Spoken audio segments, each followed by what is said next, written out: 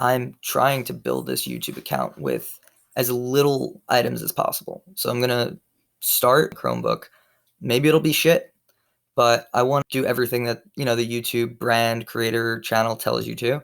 And I'm gonna see if I can get views without necessarily having uh, high quality in my camera or having any ability with editing software or anything like that. So I really want to, it's really a test to use the bare minimum to create a voice for myself. It's always been an important thought for me.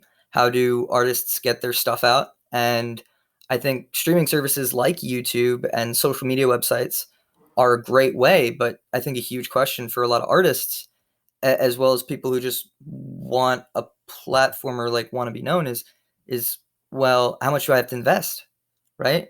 And I think that cleverness and resource go a long way. And I think that when it comes to trying to make a YouTube channel, that can be true.